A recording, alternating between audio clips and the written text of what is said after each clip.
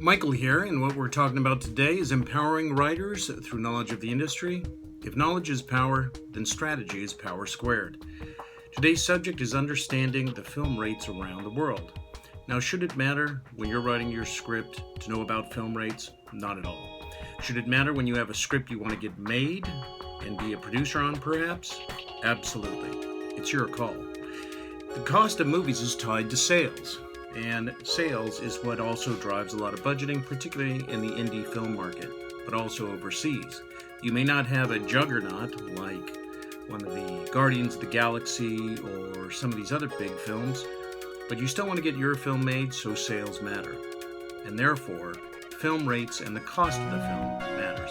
Let's take a look how.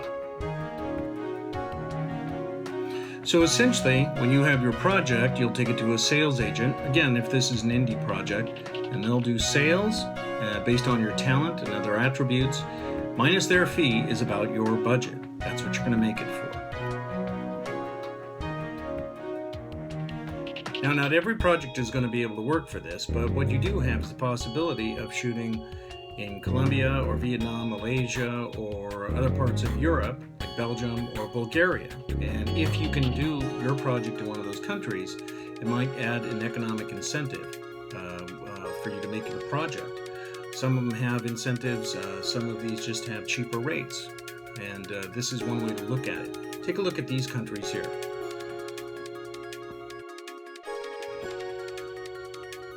As you can see, you have the United States, UK, and then you drift from left to right into Belgium, Czech Republic, Bulgaria, etc., and things get cheaper.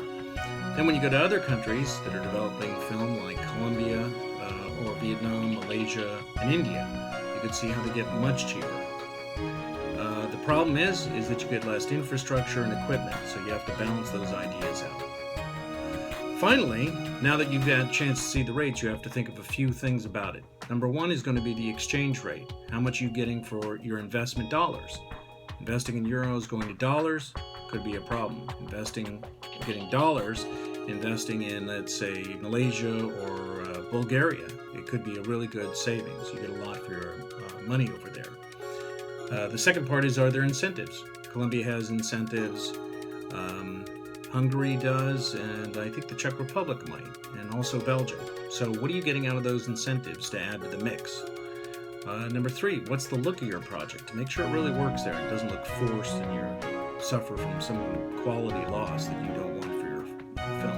That wouldn't work either in the long term. So there's just a few considerations that you have. More on my website at FilmmakingWithaCalculator.com, where you can read the full article. Thanks for watching.